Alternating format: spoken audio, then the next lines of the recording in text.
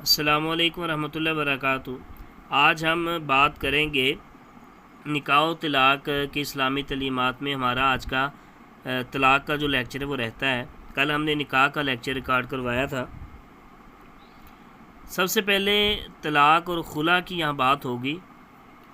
شوہر کا اپنی بیوی کو نکاح کی پابندیوں سے آزاد کرنا طلاق، اور جبکہ میاں بیوی کا باہمی رضامندی سے مال کے عوض میں نکاح کو ختم کرنا خلا کہلاتا ہے۔ لیکن ٹاپک شروع کرنے سے پہلے میں آپ کو ایک بات بتا دوں، خلا جو ہے وہ اسلام کے اندر جائز نہیں ہے۔ یہ عدالتی ایک کارروائی ہے، ٹھیک ہے۔ عدالت جو ہے نا، اس نے ایک یوں کہہ لیں کہ خلا کے بارے میں سٹیٹمنٹ جاری کی ہے، وہ خلا کے بارے آرڈر جاری کرتی ہے، وہ بیوی کو اختیار دیتی ہے، ورنہ اسلام کے اندر بیوی کو کوئی حق نہیں ہے علیحدگی کا۔ اور اگر شوہر نہ طلاق پر مادہ ہو اور نہ خلا پر راضی ہو تو بیوی عدالت سے رجوع کرے اور عدالت میں اپنے ذات پر ہونے والا ظلم ثابت کرے تو اس صورت میں اس کا نکاح عدالت کے ذریعے فسخ ہو جاتا ہے۔ فَإِنْ خِفْتُمْ أَلَّا يُقِيمَا حُدُودَ اللَّهِ فَلَا جُنَاحَ عَلَيْهِمَا فِيمَا افْتَدَتْ بِهِ، تو اگر تم خوف محسوس کرو کہ وہ دونوں اللہ کی حدود کو قائم نہ رکھ سکیں گے تو پھر ان دونوں پر کوئی گناہ نہیں کہ وہ عورت جو کچھ معاوضہ دے کر اپنے آپ کو چھڑا لے، ٹھیک ہے۔ شریعت کی نظم میں طلاق اور خلا غیر پسندیدہ افعال ہے، ارشاد نبوی ہے، اللہ تعالیٰ کے نزدیک حلال چیزوں میں سب سے زیادہ ناپسندیدہ چیز طلاق ہے۔ سب سے زیادہ جو خلا ہے وہ میں نے بتایا کہ عدالت اس کو نافذ کرواتی ہے۔ احناف کے نزدیک یہ بالکل شرعی معاملہ نہیں ہے، ہم احناف جو ہے نا اس کو بالکل اس کا رد کرتے ہیں اور اس پر کوئی بھی جو ہے نا وہ کسی بھی دلیل کو قبول کرنے کے لیے تیار نہیں ہے، ٹھیک ہے۔ اس کے بعد آگے بات کریں تو اسلام زوجین کے مابین رشتہ ازدواج کو قائم رکھنے کی حد المقدور کوشش کرتا ہے، اس لیے بلا ضرورت طلاق و خلا جیسے ناپسندہ عمل سے گریز کرنا چاہیے۔ ارشاد باری تعالیٰ ہے، طلاق کی اقسام،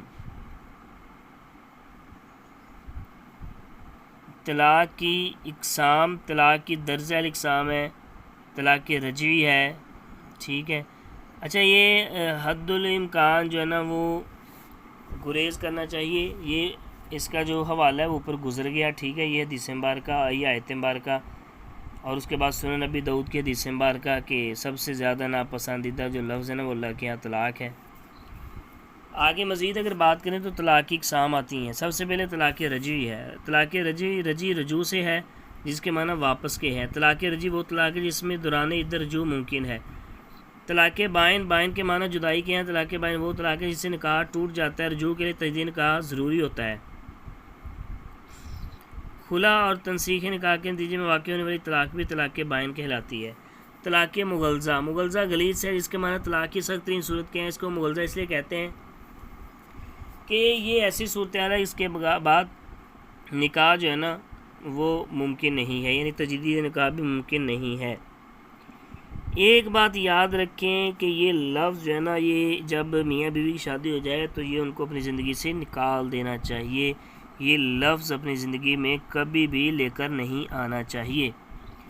اس کے بعد اگر بات کریں عدت اور اس کے احکام کی، تو عدت سے مراد وہ دورانیہ ہے جو عورت کو شوہر کے فوت ہو جانے کے بعد یا اس سے خلا لینے یا طلاق واقع ہونے یا تنسیخی نکاح کے بعد خاص مدت کے لیے گزارنا پڑتا ہے۔ عدت وفات 4 ماہ 10 دن ہے۔ طلاق یافتہ عورت کی عدت 3 حیض ہے۔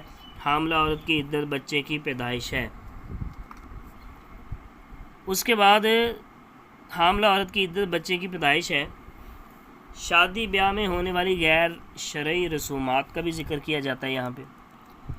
اسلام نے نکاح کو جتنا آسان بنایا تھا، ہمارے موجودہ معاشرتی ڈھانچے نے اسے اتنا ہی مشکل بنا ڈالا ہے۔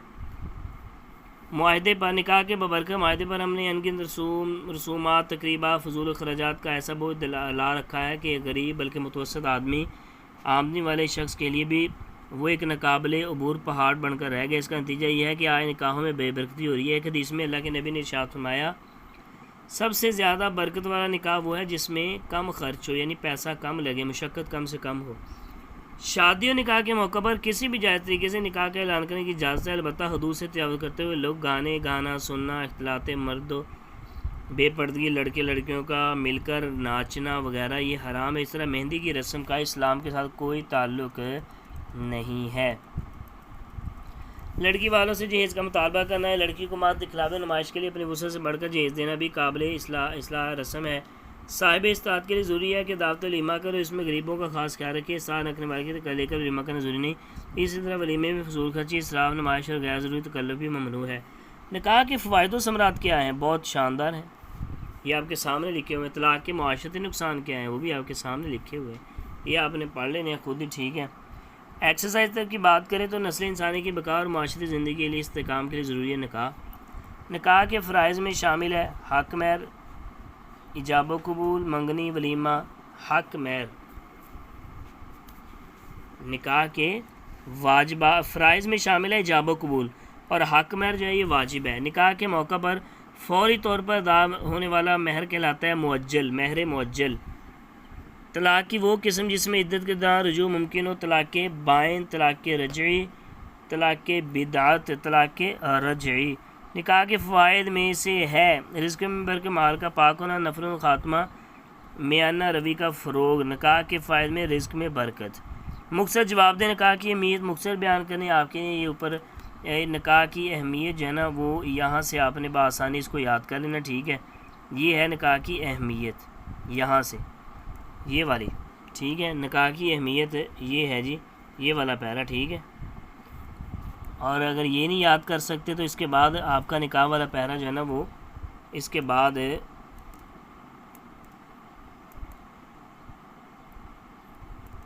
طلاق کے جو نکاح کے فوائد و ثمرات ہیں اس میں سے آپ نے یہ جو ہے نا وہ نیچے والی ایک لائن نکاح رحم و سکون و معاشی خوشحالی کا ذریعہ، یہ اور اس آیت مبارکہ کا ترجمہ یہاں پر کر لینا. ٹھیک ہے.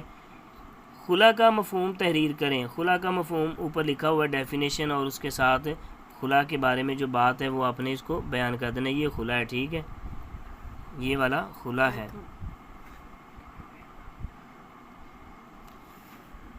اس کے بعد اگر مزید بات